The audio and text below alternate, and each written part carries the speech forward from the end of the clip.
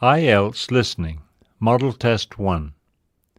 You will hear a number of different recordings, and you'll have to answer questions on what you hear. There will be time for you to read the instructions and questions, and you will have a chance to check your work. All the recordings will be played once only. The test is in 4 sections. Write all your answers in the listening question booklet. At the end of the test, you will be given 10 minutes to transfer your answers to an answer sheet. Now turn to Section 1 on page 132.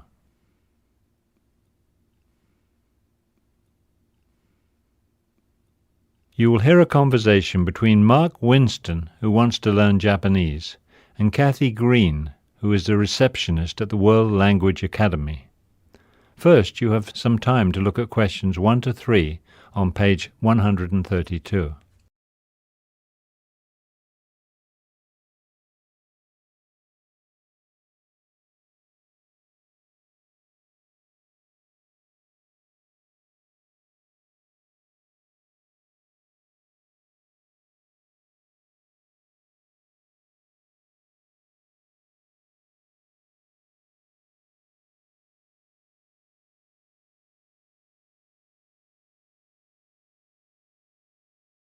Listen carefully and answer questions 1 to 3.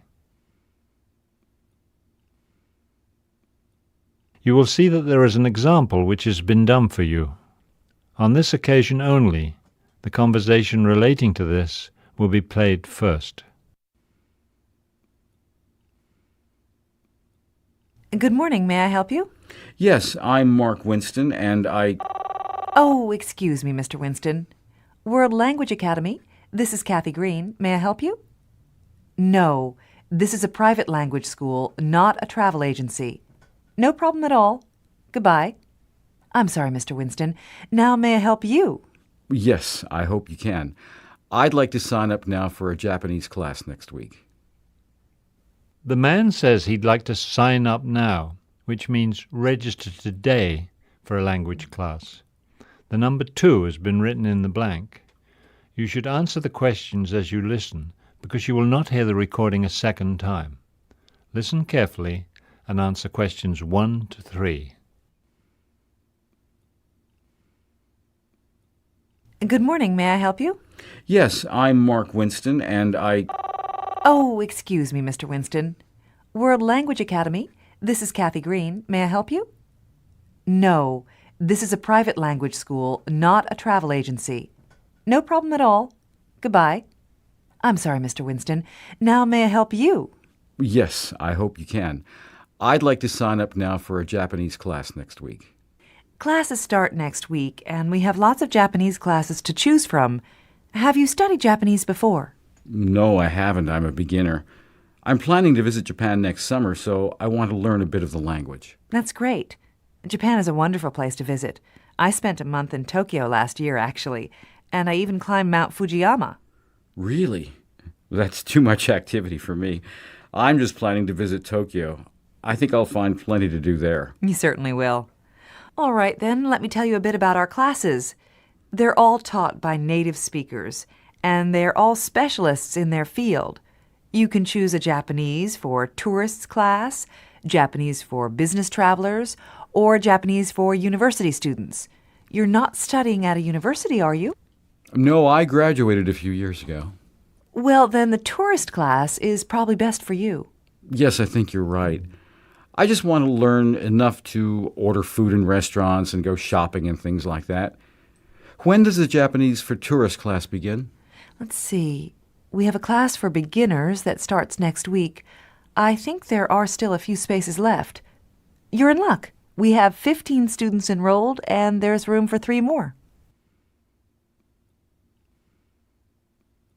Before you hear the rest of the conversation, you have some time to look at questions 4 to 10 on pages 132 and 133.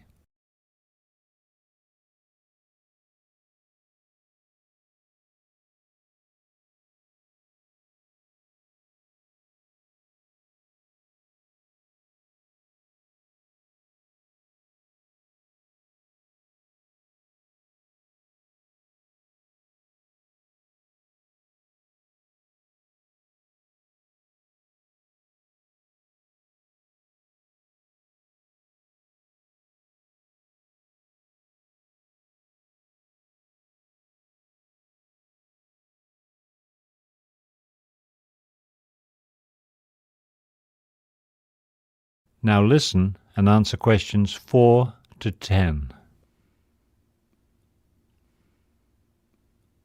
When does that class meet? Every Monday, Wednesday, and Thursday from 5:30 until 7:30. That's a bit early for me. I work until 6. Don't you have a class that starts later in the evening? No, not for beginners. The advanced class is Tuesday and Thursday from 7:30 to 9:30, but you've never studied Japanese before, have you? No, I don't know anything about it. Then you couldn't take that class. Let's see.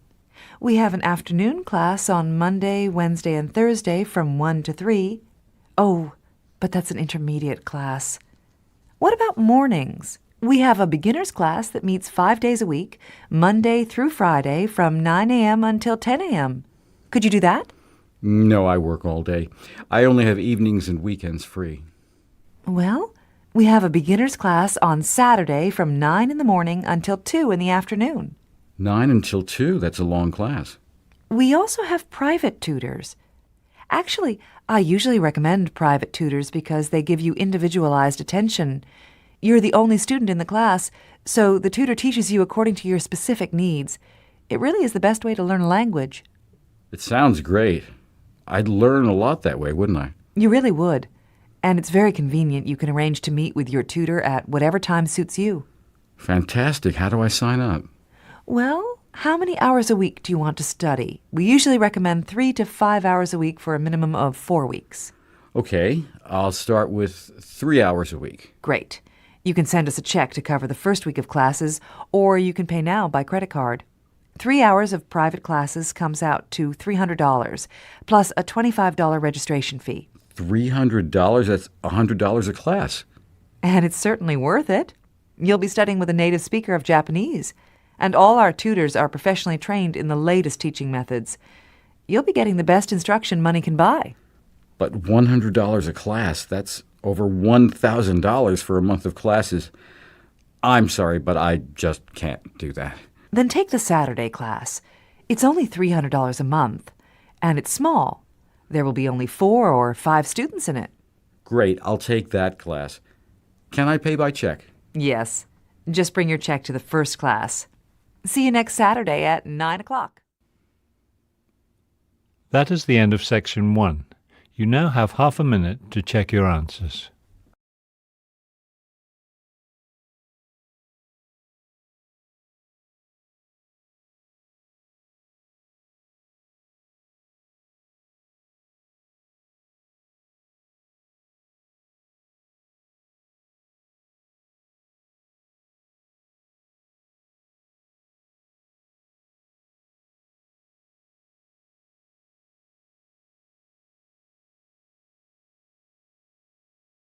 Now turn to Section 2 on page 133.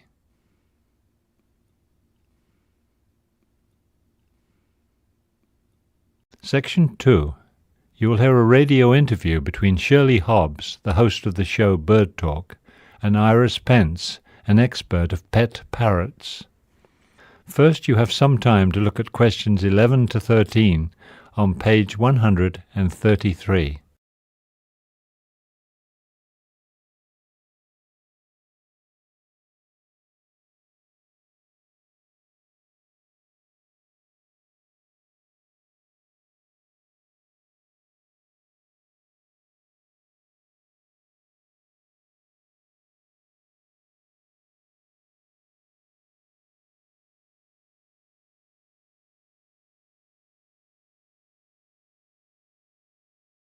As you listen to the first part of the talk, answer questions 11 to 13. Good afternoon. I'm Shirley Hobbs, and welcome to Bird Talk, the show with all the facts about birds.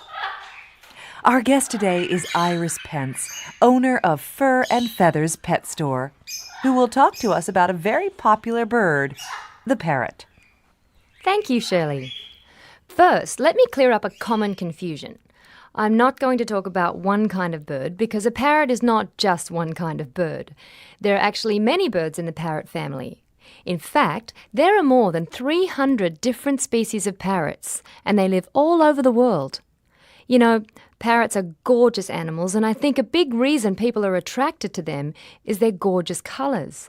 Some species are very colourful, but, believe it or not, plain old green is actually the most common colour for parrots. Another thing, parrots can be all different sizes. The smallest parrot is called the pygmy parrot. It's about 10 centimetres or so long, so it's small enough to fit in your pocket. The hyacinth macaw, on the other hand, measures 1 metre from the tip of its beak to the tip of its tail. It's the largest of all the parrots. It's really an impressive bird. Before you hear the rest of the message, you have some time to look at questions 14 to 20 on page 134.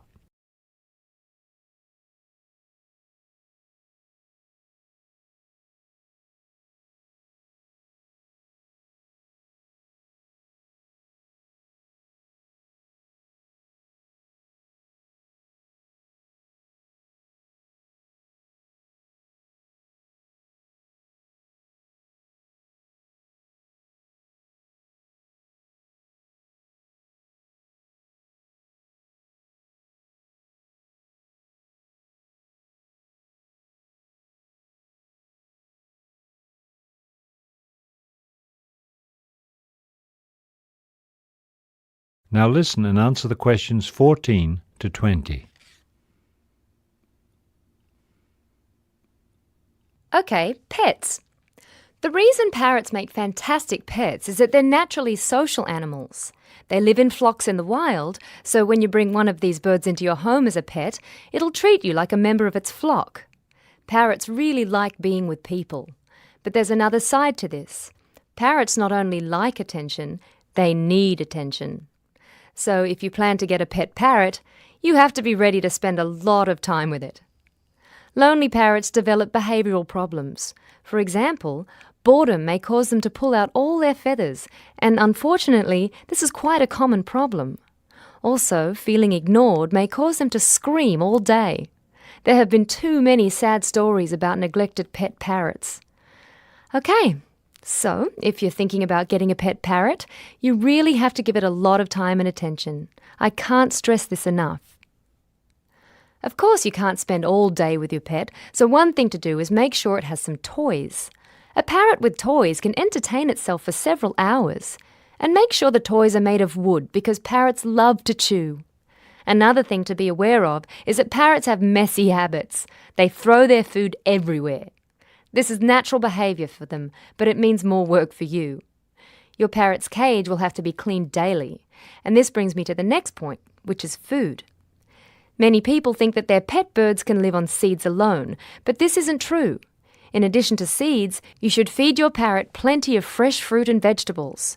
This is true no matter what type of parrot you have. A varied diet will keep your bird healthy and strong.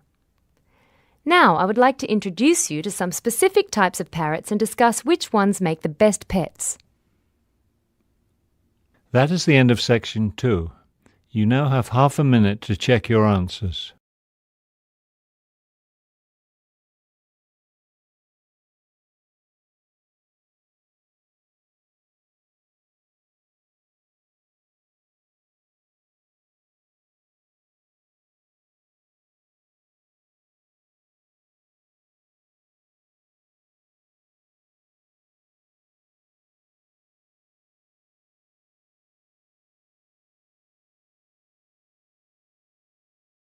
Now turn to section 3 on page 134.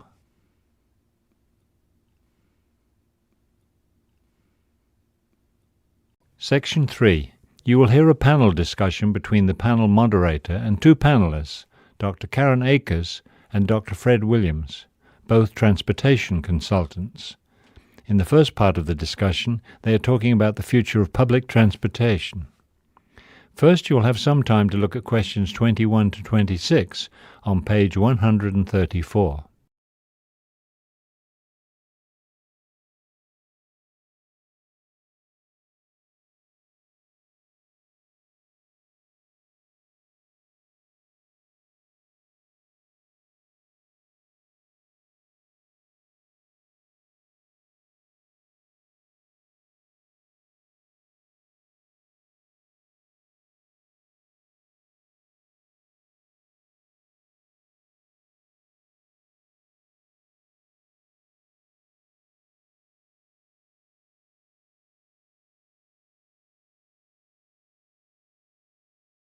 Now listen carefully and answer the questions 21 to 26.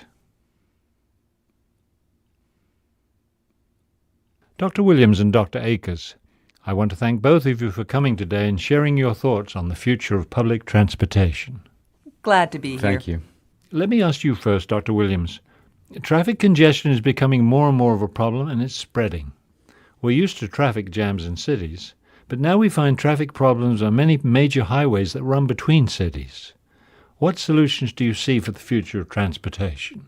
Many transportation experts, myself included, are excited about the potential of high-speed trains. These trains are having a great deal of success in Japan and in several European countries as well. They've actually been around for a while, since 1964, in fact. The first high-speed train was put into operation that year. What would the speed be exactly of a high-speed train? How would you define high-speed train? We usually call a train high-speed if it's capable of traveling at 200 kilometers an hour or faster. That's very fast. It would seem to open up a lot of possibilities for transportation between cities. Yes, that's right. 50 years ago or more, conventional trains were the major form of transportation between cities. Of course, they weren't high-speed trains, but nobody expected that then. Those old trains provided frequent, reliable, and affordable long-distance transportation, and most people used them. Then things changed. Cars and highways were improved, so more and more people started driving cars. Cars are a great form of transportation. Everybody loves them because they're so convenient. But we usually use cars for local trips, shopping and going to work and things like that. That's true. For long-distance trips, most people nowadays rely on planes. Plane service is more frequent and affordable now than it was in the past, so planes, like cars, have become more convenient for people. Meanwhile, trains have more or less fallen by the wayside as a common means of transportation. But with everybody driving cars and taking planes, we have a lot of congestion. And not just on the roads. Airports have become very crowded too. Exactly. We have congestion everywhere now, so we need to look at new forms of transportation. Before you hear the rest of the conversation, you have some time to look at questions 27 to 30 on page 135.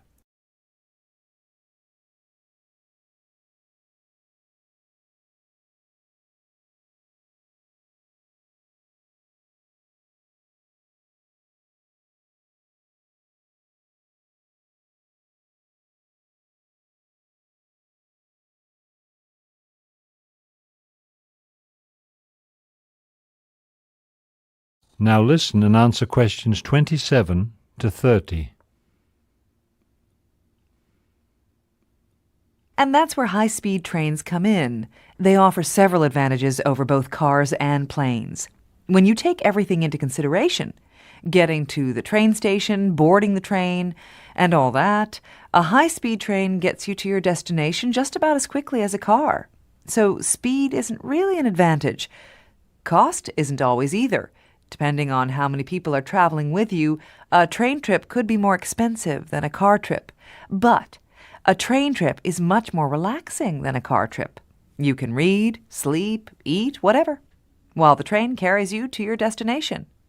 And of course, you're never delayed by traffic jams. To my mind, these are great advantages. Yes, I can really see the advantage of the train over the car. But what about planes? Planes are much faster than cars, so that's a big plus for planes. Not necessarily. For trips shorter than 650 kilometers, high-speed trains can actually be faster. Checking in at the airport and going through security takes a long time. You don't have that kind of delay with a train. Also, trains can carry more passengers than planes. They can also offer more frequent service. So for your medium-distance trips, they really are faster than planes. That is the end of section 3. You now have half a minute to check your answers.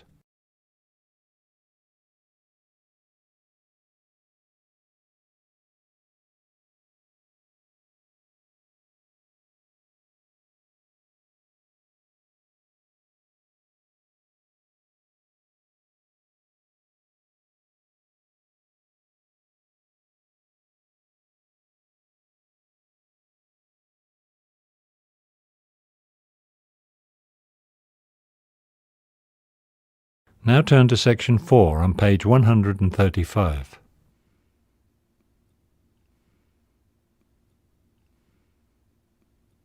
Section 4. You will hear a lecture on Albert Einstein. First, you have some time to look at the questions 31 to 40 on page 135. Now listen carefully and complete the timeline in questions 31 to 40.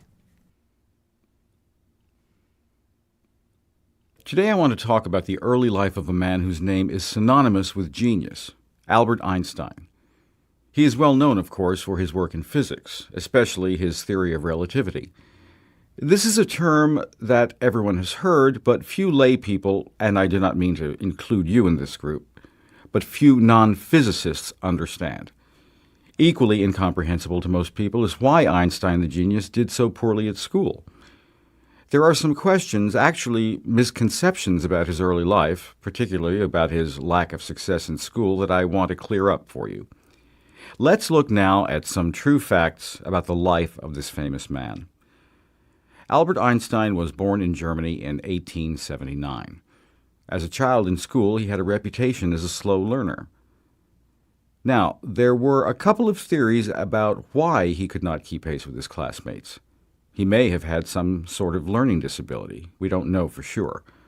Another theory about his slow learning is that he may have suffered from a condition related to autism. Whether it was a learning disability or not, Einstein himself believed that his slowness actually helped him develop his theory of relativity. He said that he ended up thinking about time and space at a later age than most children, at a time when his intellect was more developed. He didn't even begin to study mathematics until he was 12. There are popular rumors that he failed his math classes, but this is actually not true. Mathematics was a late passion. His first was the violin. Like many intellectuals, Einstein had a passion for music. He started his study of the violin during elementary school and continued playing the violin for the rest of his life. When Einstein was 15, his family moved to Italy. Soon after that, his parents sent him to Switzerland, where in 1896 he finished high school. After graduating from high school, he enrolled in a Swiss Technological Institute. He received a teaching diploma from the institute in 1900. He remained in Switzerland and eventually became a Swiss citizen in 1901. Einstein had a hard time finding a teaching job. In fact, he never did find one. A friend's father helped him get a job at the Swiss Patent Office. He began working there in 1902. His job involved reviewing inventors' applications for patents. When he looked over the applications, he often found faults in the applicants' drawings.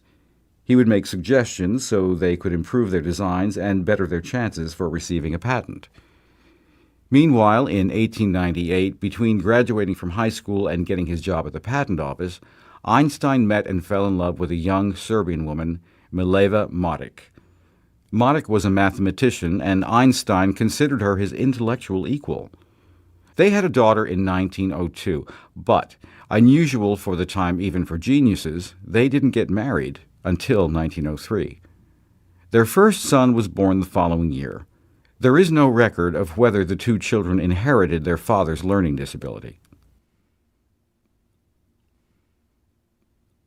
That is the end of section 4. You now have half a minute to check your answers.